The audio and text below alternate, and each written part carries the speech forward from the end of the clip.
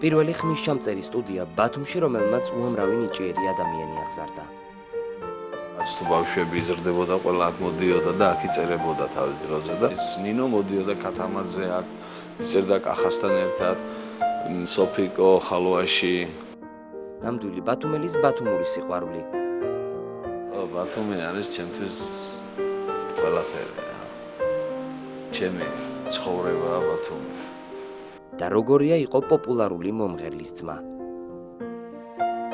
აი ამ ადამიანის ძმა ვარ მე, ასე აცნობენ ხალხს ჩემთავს. ტრადიციული ქართული ოჯახი და მეგობრები. ჩვენი ოჯახისთვის ფულს დიდი მნიშვნელობა არ ქონია არასდროს. ყოველთვის ხალხს, სიკეთეს და ადამიანობას. ერთი ბათუმელის, ერთი ბათუმური ისტორია.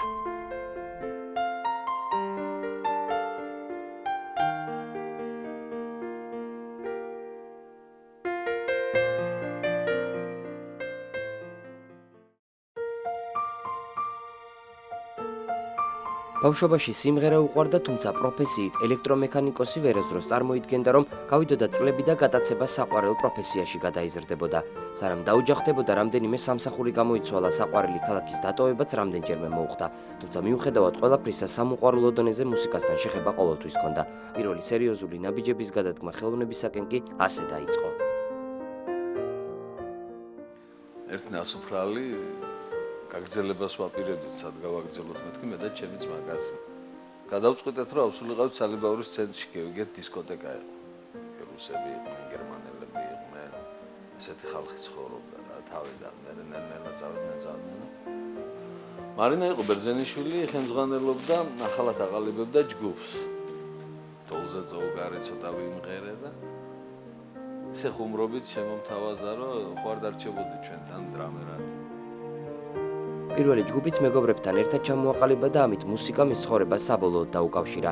თავადაც იზრდებოდა და თაობებსაც მასთან ერთად ზრდიდა. საქმე მალე შეუყვარდა და მუსიკასაც ცხოვრების დიდი ნაწილი დაუთმო.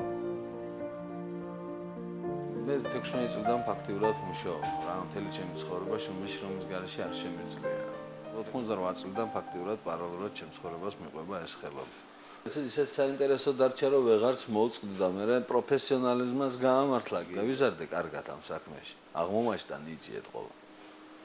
რა, საერთოდ ხელოვან ხალხთან ცხოვრება არის საინტერესო. ნელა შემოყვარენ ეს თავიც და საქმეც. სტუდია კვარტამ კი წლების განმავლობაში უამრავი ნიჭიერი ახალგაზრდა აღზარდა. იწერებოდა სიმღერები, იქმნებოდა პროექტები და იცვლებოდა თაობები. ადამიანები, რომლებიც ამ სტუდიაში გაიზარდნენ, დიდ სცენაზე დიდ წარმატებებს აღწევდნენ. სტუდია კვარტა, რადგან 4 ვიყავით და დაგჭა ეს სურათი. ეს იყო პირველი სტუდია, ასეთ სერიოზულ დონეზე სტუდია. რაც თუ ბავშვები იზრდებოდა, ყველა აქ მოდიოდა და აქ იწერებოდა თავის დროზე და ის ნინო მოდიოდა ქათამაძე აქ იწერდა კახასთან ერთად. მისი პროექტიდან ჩვენ პრინციპში მისი სიმღერები მაშინ არ მღეროდა ნინო და ანუ ასე ცალკეულად გამოყოფილი არ იყო ნინო, რომ მისი პროექტი ცალკე გაკეთებულიყო, მაგრამ ყველა პროექტში მონაწილეობდა, მღეროდა, ჩვენთან იყო, იწერდით ნინოს. ნინო, კახა, სოფიკო ხალვაში მანამდე შესანიშნავი კვარტეტი იყვნენ ესენი, ჯგუფი TENS მაშინ სერიოზული მომღერლები და ყველა ინსტრუმენტალი იყო, ანუ გოგოები, ერთი სკრიპკა, მეორე პიანინო, მესამე ჰობოისტიცა. და ასეთ რაღაცები, ესეთი ხალხი რა, ახლა ხშირად ეხმარებოდნენ და სიმღერებს უწერდნენ ისეთ ნიჭიერ დამწყებ მომღერლებსაც, ვისაც სიმღერა შეეძლო, თუმცა ამის საშუალება არ ჰქონდა. ამბობს, რომ ეს ბათუმური ურთიერთობის ნაწილია. უმეტეს შემთხვევაში უფრო ვეხმარებით ხალხს, ვიდრე ამით ცხოვრობთ რა. ამით რომ ჩვენ ცხოვრობდეთ, მაშინ აპარატურაც უკეთესი იქნებოდა და შენობას უკეთეს მდგომარეობაში იქნებოდა, მაგრამ ჩისტა სუფთა ბათუმური ამბავია რა. მაინც ბათუმი ჩემთვის სხვა ქალაქია, გესმის? ძალიან მიყვარს ბათუმი, მიყვარს ბათუმელები. ის ხალხი მე ყოველ დღე რო არ ვნახო. ვისაც ყოველ დღე ვხდები, ამბობ ჭვიდან შევიშლები რა. ბათუმი არის ჩემთვის ყველაფერი რა. ჩემი ცხოვრებაა ბათუმი. შემოთავაზება ბევრი ჰქონდა, თუმცა ბათუმისა და მეგობრების დიდი სიყვარულის გამო ქალაქი ვერ დატოვა. საქმესაც ყოველთვის მეგობრებთან ერთად აკეთებს. მე ძალიან ჭკვიანი აჭარელი აღმოჩნდი სხვათა შორის. ჯგუფში უმრავლესობა მყავს მეგრელები. მეგრელებთან კაია მუშაობა ჭკვიანი ხალხთან და ვის შეერასა გრუზი. მრავალი ნიჭიერი ადამიანის გაზრდასთან ერთად მან დიდი წვლილი შეიტანა საკუთარი ძმის პოპულარობაში. პირველი დასარტყმელი ინსტრუმენტიც კახა ცისკარიძეს ბავშვობაში საკუთარი ხელით აუწყო. აი ამ ადამიანის ძმა ვარ მე, ასე აცნობენ ხალხს ჩემ თავს. მე მყავს კიდევ ერთი შვათანა, გადასარევი ბიჭი ძმა. მაგრამ ასე აცნობენ ჩვენ თავს რა. და მე ამით ვამაყობ. ესე წესით უკუღმა უნდა იყოს, მაგრამ მაინც ამაყოა. კახა 8 წლიდან. 8 წლიდან ბარაბანზე იყო. ტრამმად გირები გოუკეთე, მაშინ ბარაბანი ჩემი ხელით უწყე. ორი ბარაბანი შევა ერთ-ერთმანეთთან, რაღაცა გადავაკარი.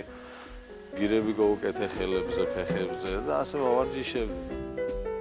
როცა მთელ დღეს სამსახურში ატარებს, შემდეგ ოჯახის დროს დგება. სახლში ბავშვობის მეგობრები ელოდებიან. იმას, რომ ოჯახს დღის განმავლობაში მხოლოდ რამდენიმე მცირედ საათს უთმობს, სახლში გაგებით ხვდებიან. ჩვენ შეიძლება ხანა მოვიდეთ, შეიძლება დილას წავიდეთ. ასეთი სამსახურია ჩვენი სამსახურებაში. არის ხო სხვა სამსახურები არის, ინჟინერები, ისინი მშენებლები, მიდიან იციან კონკრეტული დრო და მიდიან და მოდიან. ჩვენთან ესეთი რამე არ ხდება. ოჯახი ხელს ვერ გიწყობს. ან ვერ ხარ კაი ხელოვანი და პროფესიონალი შენი საქმის, ან ოჯახის არ უნდა გყავდეს რა.